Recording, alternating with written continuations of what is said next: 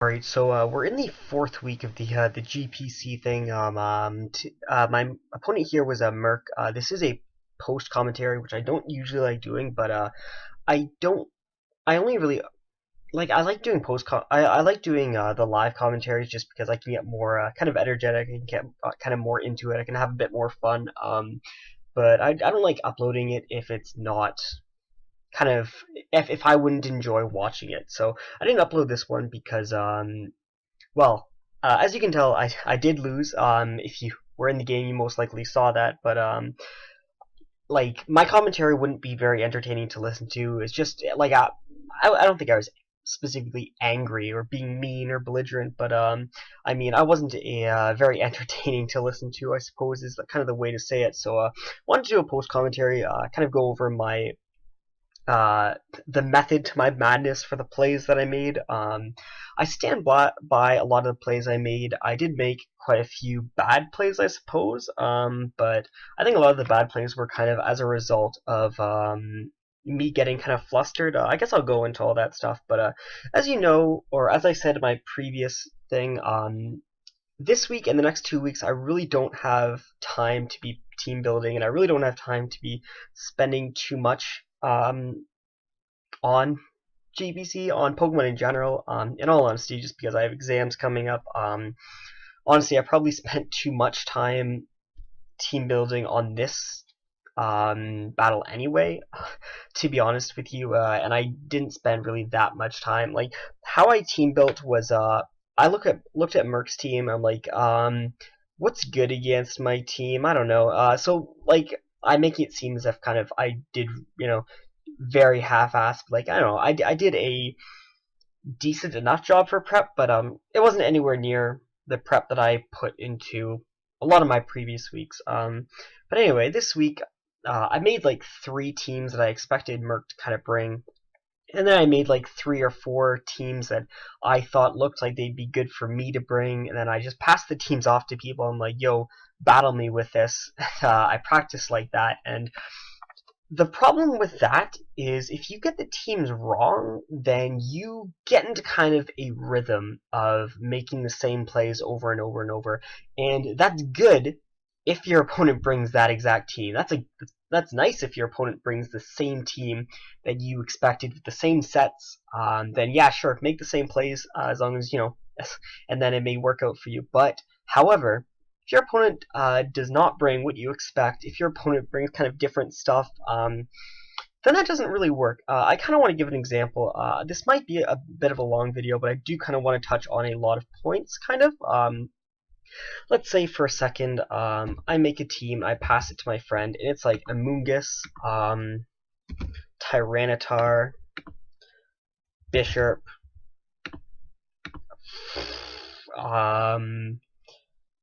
what else? Venusaur,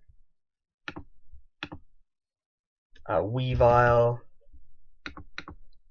and I don't know. Let's say I give him 5 Pokemon. Okay. Let's say this is the team, right? And let's say the situation happens to be Amoonguss for on his team in on my I guess Mega Gallade. Let's say that Mega Gallade in on Amoonguss, right? Um, and let's say in the back, as one of the things I brought, I have a Keldeo. Okay, so let's say I have a Keldeo in the back, and I have a Gallade in on Amoonguss. Now, at this point, clicking close combat is completely risk-free. Well, I guess okay. Pretend he doesn't have a Venusaur. Well, actually, no. Yeah, he has a Venusaur as well. I guess that really doesn't matter because it's basically the same thing. But clicking close combat on the Amoonguss is pretty much 100% risk-free. And the reason, oh no, I'm an idiot. Pretend I didn't say Venusaur.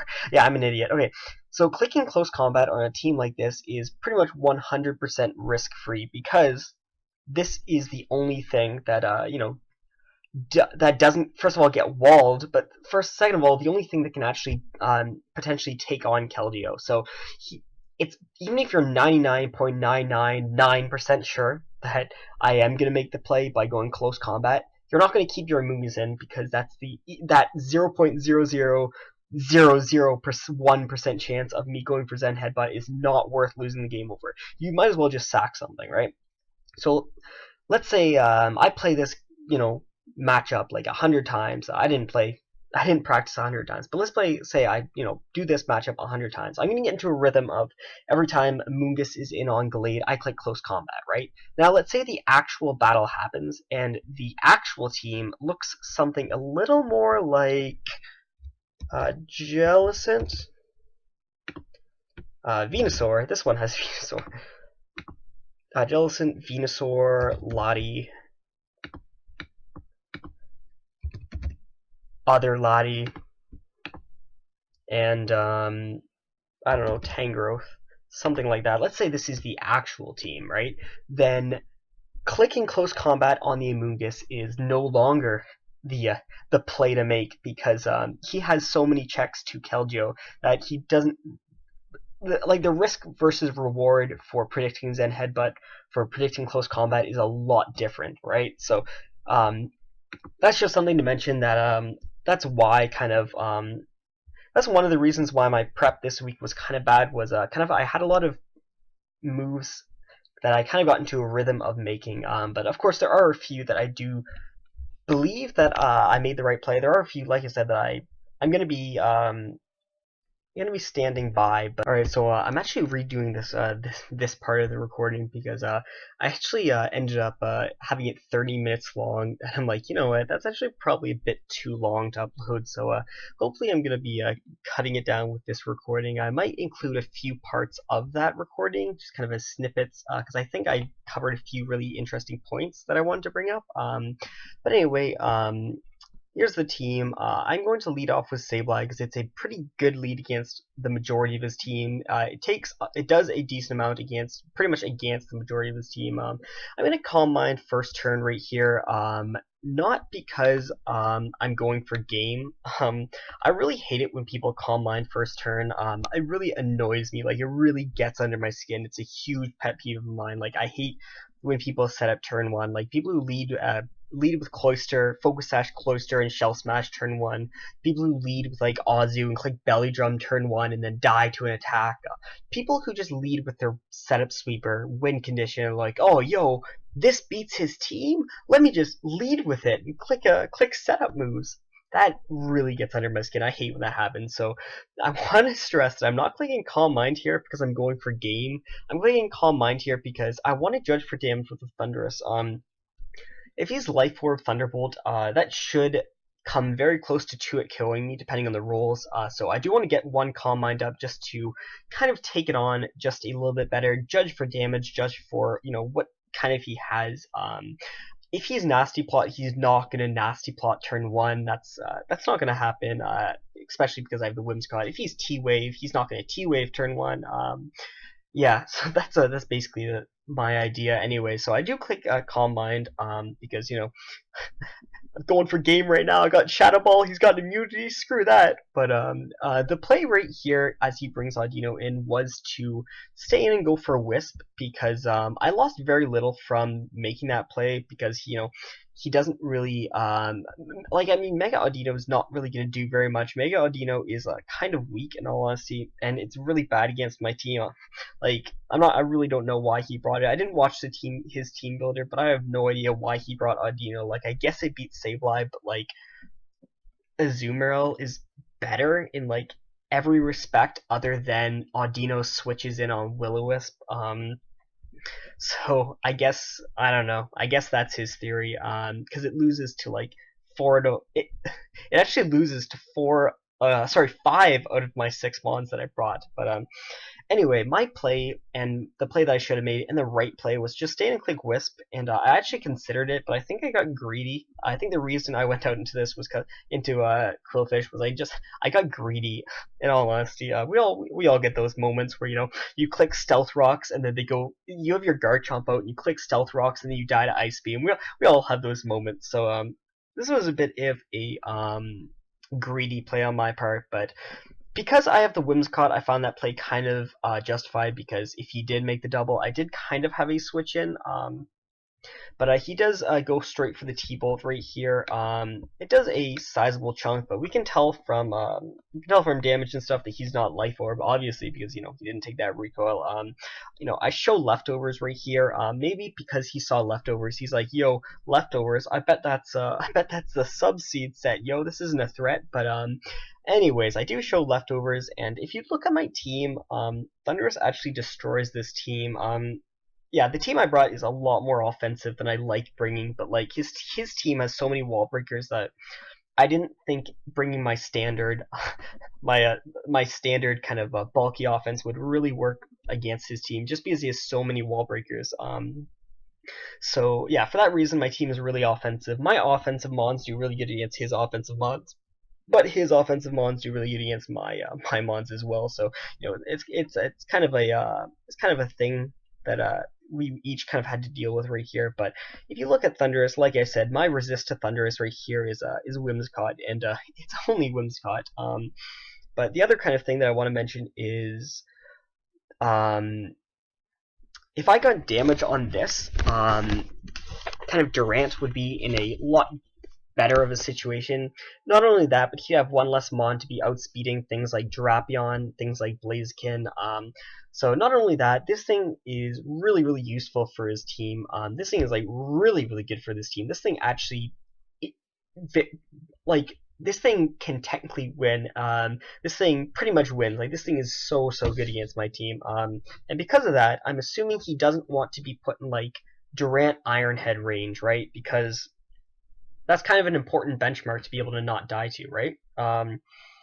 So I'm assuming that he, wants to keep this alive. So I'm gonna pull out, and I mean, he has an Amoonguss, and I mean, why even, bring in Amoonguss if you're not gonna have it to counter, what it's supposed to counter? But I do pull the switch out here. Yeah, there's my leftovers, so that means I'm sub-seed. But I do pull a switch out, predicting the Amoonguss into Blaziken, and he does go for the HPI switch. It wouldn't have killed, so I would have gotten, two very hefty Moonblasts off on the Thunderous.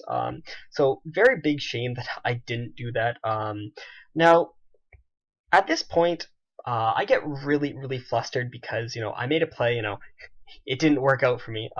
So I get really flustered at this point. I think at this point I was like, what? Who stays in? We keep Thunderous. But, so I get really flustered at this point. And it's at this point that, like I said, I stand by my play of doubling because I don't agree with him staying in with Thunderous. Of course, that's just my opinion, but I completely stand by doubling with Whimsicott. But the next play that I make is actually a very bad play. The next play I make is a bad play. I feel really bad about making it, and I made it. The play that I made I really feel as a result of kind of me just getting really kind of scatterbrained as a result of my plans have gone wrong. You know what I'm saying? But I think one of the biggest problems with me is I find my planning, I think, is pretty good. I find how I play is kind of well thought out. I feel I look really far into the future in my games. I do a lot of oh, he's going to go into this, so I better go for this move, or oh, he's going to go for this, and I'm going to survive it and get put on like 1%, or not 1%. I'm going to survive this, take a lot of damage, and be able to hit him, get a lot of damage, and then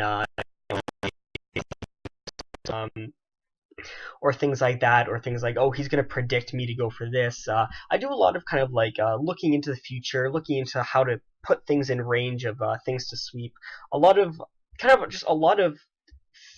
future planning, a lot of kind of foresight, a lot of kind of looking ahead, or at least I like to believe that I do. Maybe I'm wrong, maybe I'm just an idiot, but whenever any of those plans start to go sour, when any of them don't go wrong, I have a really hard time looking in the present, because I spend way too much time looking into the future, that when my kind of future foresight is no longer a valid, resource to look at, because obviously it didn't work, I have a really hard time pulling myself back to the present. And I think what happens is whenever a play goes and doesn't follow the path I want, I try to fix what I did, as opposed to going with the current thing. Like, I look into the future, and then when the future doesn't go how I want, I try to look into the past and bring myself back to, you know, the situation I was before, before, you know, it all went before it all went wrong. So as opposed to adapting is what I'm trying to say. So the biggest thing I think I need to do is when kind of things don't go my way, I need to calm down, take a step back, kind of take a deep breath, and assess the present situation. Kind of throw out my future and past foresights, ideas, plans that I have, and kind of just examine the present. Look what I have in, look what he has in, look what moves I have, look what damage calcs are possible, all those kind of things. So, in all honesty, if my plan was to switch in Blaziken on the HP Ice to take that, you know, resisted HP Ice, my play at this point would have been going for Stone Edge. And in any universe, like I said, if I predicted the HP Ice as opposed to coming in on HP Ice on a surprise, saying what, why would you stay in? I would have made that play, and I would have gone for Stone Edge, and I would have, you know, if he would have stayed in, I would have lived the Thunderbolt kind of comfortably, not insanely comfortably, but like even at this range, I live even a Life Orb Thunderbolt. So maybe even if he's like some like Zap Plate variant or something, I would be living it. He wouldn't have like Psychic or Extrasensory or you know, a move like that, because there's no real reason for him to do that. I like running a Psychic move when I have two Dark types, but not only two Dark types, but I have a Lantern. Like, it's impossible. There's no way he's running a Psychic type, and it's not even worth scouting for it, because, like I said, this thing's hard to fuck around with. So the play right here is to go for Stone Edge, because first of all, his Rock Resist is non-existent. But second of all, this is Choice Band. This is going to do a ton, and he probably wants to be checking if I'm Scarfed, because he probably thought I did come in on the resisted HP Ice. So I could very well have bluffed the Scarf, which is kind of what happened here, but at the same time didn't happen. So the actual play to go for, the right play to go for, the play that in any universe I would have made, is to stay in and go for Stone Edge. Now, with that lengthy explanation there, I guess I'll go. He pulls out into Salamence, which quite interestingly, you know, if I went for Stone Edge, you know, would be dead. But like I said, when I make a bad play, when I make a play that doesn't work out, I try to fix my play by looking into the past. So I go into Sableye, trying to pull myself back to, you know, one of the original scenarios on the thing, but that doesn't work because he does go into the Mence expecting, you know, not that. I don't have a switch in for Mence. Take the Fire Blast, and again, I'm still really flustered at this point, so this right here is also a really bad play, going straight into Whimsicott on the Flamethrower. I was put in Draco range, but that wasn't really the important thing. The important thing is Whimsicott was a lot more important. If you remember kind of my example that I gave at the beginning, Whimsicott was kind of like the Among Us on my team, if that kind of makes any sense. I mean, it was and it wasn't. It's just, it was such a really good check to so many things on his team, even though he has the counter that, you know, apparently he doesn't like switching in. That's the other thing, like, what, he has an Among Us. What, like, if you have the counter to Whimsicott, why even let your win condition get damaged? Like, I don't know. I don't get it. Like, it seems like way too much of a risk. Because, like I said, I lived the HP Ice, would have gotten 2 hits off, put it in Iron Head range, but, you know, it doesn't really matter. Or maybe it will matter, because I guess we'll see later on. But, like, anyways, even though he does have the counter that apparently doesn't like to switch in on Whimsicott, Whimsicott is still really good against his team, because, well, it stops Dragon Spam, which is one thing. Draco Meteor was not really the play for him to go for at that point anyway. Sableye was definitely important to keep. Staying in with Sableye on a potential Draco Meteor would have been a bad play as well. But I think the correct play would have been to sack Quillfish at that point, in all honesty. So yeah, going into Whimsicott is kind of the second bad play that I made. I don't think it was as bad of a play as not going for Stone Edge with Blaziken. I think not going for Stone Edge with Blaziken was one of the biggest misplays that I made this entire game, but what can you do? This is most likely a close second. But anyway, Whimsicott is of course going to go down by that Fire Blast. Who hits Fire Blast? Okay, that's like 85% accurate. That's like not supposed to ever hit. This is ridiculous. The luck, man, the luck. But anyways, Whimsicott is of course going to drop by the Mence that should be dead if I had made the correct play. And I go into this. he doesn't really want to risk me being banded or life orb or any of those things, so he does pull out. Now he goes into the counter. Rockslide is going to do well. I mean, 24% is not, it's not horrible, you know what I'm saying? But it's not bad. I'm not hustle because this thing is so good that I don't want to risk missing and just losing the game as a result. I'm Scarf, right? So what's the point? I go into Quillfish and he makes the double out here again into his Ments, which of course, again, should kind of be dead, in my opinion, if I made the right play. But anyways, I think that there was actually another kind of thing that I wanted to mention, but I guess I'll bring it up later. When it kind of makes more of a difference. Anyway, he goes for Draco, of course, is going to take out the Quillfish. There's nothing that I'm going to be switching into that. This is actually a misclick. I'm not so bad that I thought I could live a -2 Fire Blast. I'm not that bad. That was actually a misclick going into Durant here. So fortunately, the misclick doesn't really make a difference at all. But I'm going to be pulling into Blaziken right here. He's going to go for the Roost, and of course I'm going to be clicking the Stone Edge because he doesn't have a resist. I guess going for the high jump kick would have been probably a better play, but I don't know. I didn't think he would stay in and potentially sack his Ments. The Ments that, But I mean, I don't know. Yeah, I guess high jump kick was probably a better play, but if you want to stay in a Draco again, then, that was a thing.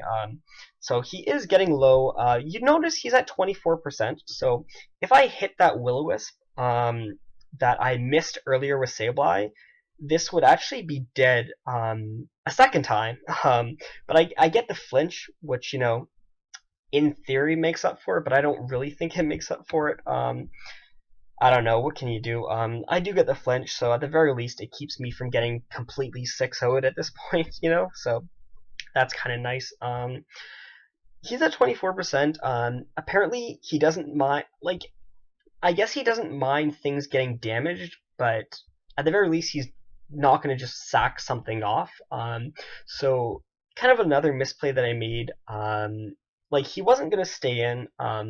He shouldn't stay in at least. I don't know, if I doubled and he stayed in sacking the Ments, I probably would have lost my mind at that point. But he wouldn't. He shouldn't sack the Ments, just especially when he had gotten a Moongus at that, just hanging around there. So the correct play and the play again that I probably would have made if I wasn't so kind of all over the place, kind of in terms of how I was thinking, would have been to double, expecting him to go into the Amogus, double into my Blaziken. Now it doesn't end up mattering because he actually misses, as you'll see.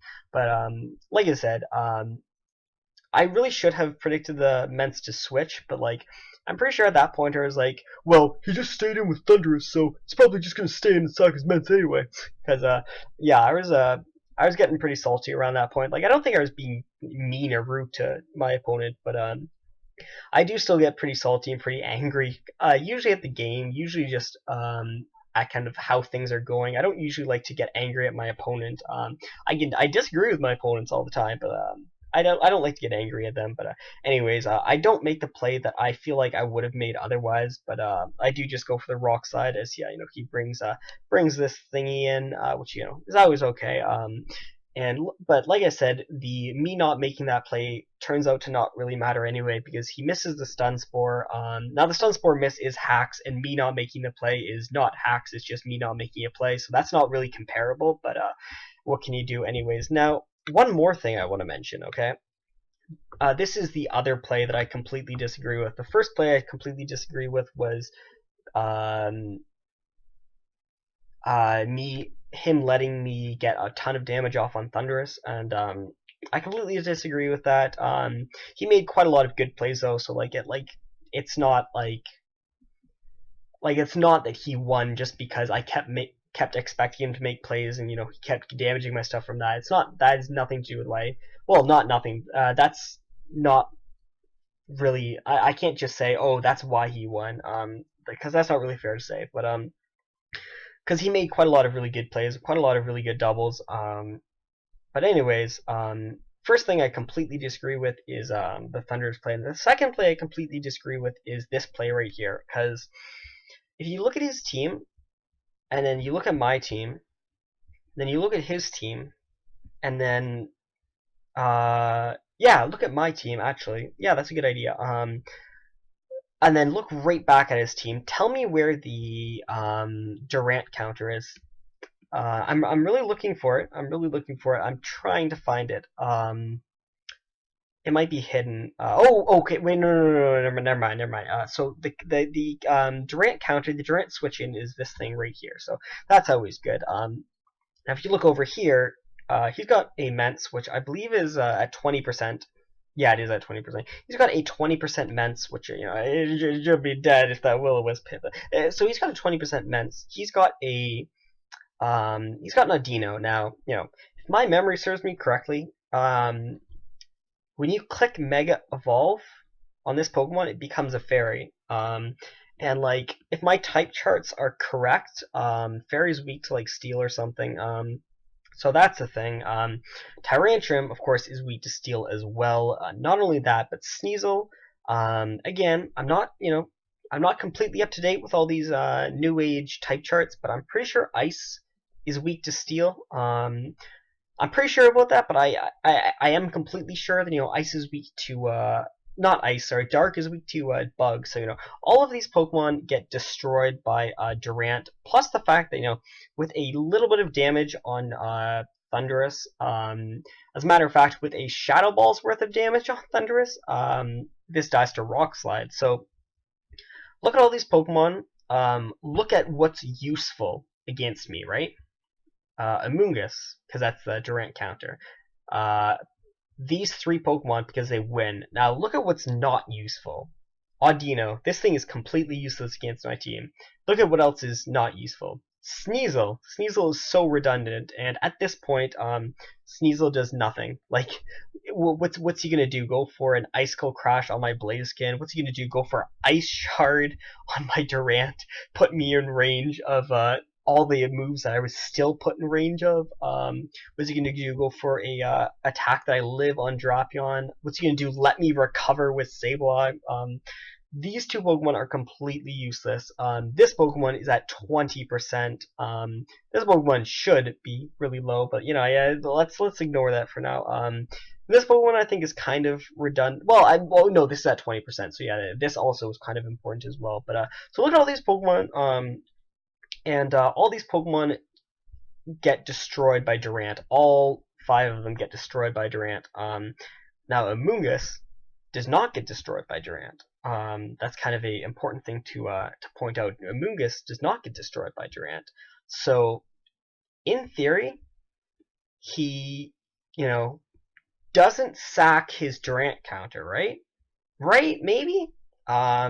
So as a result of that, I'm going to go for a high jump kick because if I can catch a Tyrantrum, that's something. But if I catch a Sack, at the very least, I don't take recoil. And at the very least, he doesn't really want to be going into Tyrantrum directly after, which is very nice. And not only that, but if I clicked Flare Blitz, and he did stay in. I'm assuming he went over the damage calcs with these so that he would know. But if I clicked Flare Blitz and he stayed in, I would have taken a good amount of recoil. And then if he went into Tyrantrum the next turn, I'd be in Blaze range. Let's see. Let's make sure I'm not talking out of my ass right here. Adamant max attack, Blaze, and Choice Band, and then Tyrantrum. We'll say Dragon Dance. He was definitely Lumberry, like I said. He was either going to be. I'm not even sure if I'm uploading the team builder. I'm not sure if I have time for it, but like I said in the team builder, he's either going to be Lumberry or Choice Scarf. Which is a thing, anyways. No, I don't need to pull that up. Health. There we go. Let's say I'm at 1%. So Blaze boosted is going to be doing. Flare Blitz is 32 to 38%, and even if he's max HP, the godly set, the greatest set of all time, Flare Blitz still guaranteed breaks his sub unless he's max HP, max defense, impish, or some godly set. But wait, low kick. Okay, let's well, actually no, that doesn't matter because all we're looking at is this number right here. So Flare Blitz would be breaking his sub because I do know I remember him saying it was sub Tyrantrum, just kind of as something that he mentioned, which is kind of an interesting set as well. It was of course well, actually that doesn't matter. Drapion was faster anyway. But anyway, so Flare Blitz would be breaking his sub. So unless his plan was to stay in, put me in blaze range, go into Tyrantrum, take 30-ish% from Flare Blitz, I should survive the recoil even from there. Have him sub, take another like 25%, 30, so he'd be at about 40%, and then have me Flare Blitz, break the sub, have him sub one more time, be at about 15%, but with a sub up. Unless he wanted, unless his plan was to get Tyrantrum to be put at 15%, but with a sub up that I could break with Sableye. If that was his plan, then I guess I just didn't see that as a good plan. But I don't know, maybe that was his plan. I have no idea, but I did click high jump kick because, in my opinion, that was the good play to go for. But he does stay in because Durant checks, so Durant counters are kind of overrated in all honesty. You don't really need them. However, he does just let me kill it this turn, I guess, which is kind of nice. Maybe, well, I guess maybe he didn't want to play around with Thunderous Thunderbolt or something. I don't know. I mean, he didn't really have a switch in. He would have had to sack something anyway. So I'm at the very least going to be able to kill the Amoonguss, which I probably should have anyways. He's going to roost here, and he's going to die to high jump kicks. So, I mean, it's now dead for the third time. So goodbye. But anyways, that's now dead. I'm paralyzed, so I'm not going to be outspeeding the Tyrantrum anymore. So there's no reason to really no reason to save it. He is going to go for the Thunderbolt. I go into Sableye here. I go for Recover. That probably wasn't the best play, but it didn't really make it. The Recover play didn't really make a difference here. However, the play after is my third really big misplay this game. I go for Will-O-Wisp as opposed to going for Shadow Ball, which is bad in itself because Will-O-Wisp is an inaccurate move. So if I missed, that would have in itself been not very good. However, I go for Will-O-Wisp. I do not go for Shadow Ball because I'm not very good at this game. In all honesty, I kind of underrate Mega Sableye's offenses a lot of the time.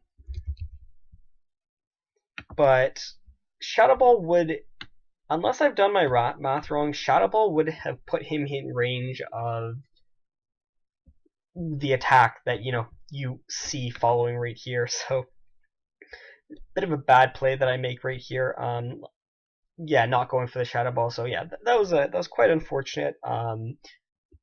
Game could have turned out a little bit different, I suppose, as well.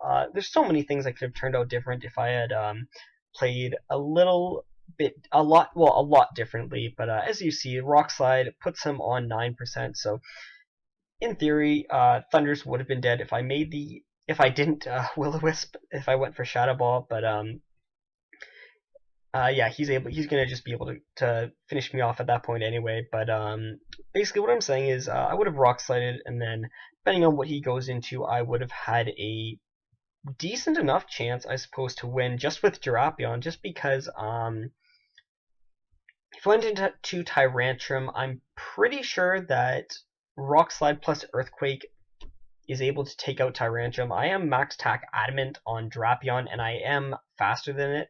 If you went into Audino on my Durant, I would have just won the game at that point. I would have been able to go straight into Drapion. The opportunity to switch, if this died and he went into Audino, would have been, in all honesty, all I needed, because, like I said, even if he doubled, it wouldn't matter because I would have gotten damage off, and on this thing, and of course it would have died afterwards to that. This would have just died, and I mean, maybe I don't know. There's so many things that are a thing. He could have not Mega Evolved. But I mean, that doesn't beat Drapion. I guess if he brought Audino in on the Durant and then doubled directly afterwards into something else, No, like what I'm saying, what I'm assuming right here is he brings Audino in. But anyway, because like I said, Audino against Drapion gives me a free substitute, and if he's, because I get a free substitute, I'd basically be able to get a Swords Dance the following turn. I don't even need a. In all honesty, I don't really even need a substitute. I just, because I'm faster than this, and I live a hit from this. Basically, what I just need to do is get a Swords Dance up, and then I kill everything, which is kind of nice because, like I said, live a hit from that. Just automatic, just like completely OHKO that with Earthquake at +2, and of course I set up on this. This says nothing to anything other than Sableye. So bit unfortunate that I didn't Shadow Ball hit right there because the game could have gone quite a lot different right there. I think the game was actually so close at this point, and I think the 4-0 looks kind of deceiving. Just because I think it was a really close. I think it was kind of a close game at this point. I think it looked a lot, like I said, like I think it's a lot closer than it actually ended up looking. This recording is probably still around 30 minutes as well, but I don't think I'm gonna record another one. So I guess I am gonna be putting up a 30-minute video.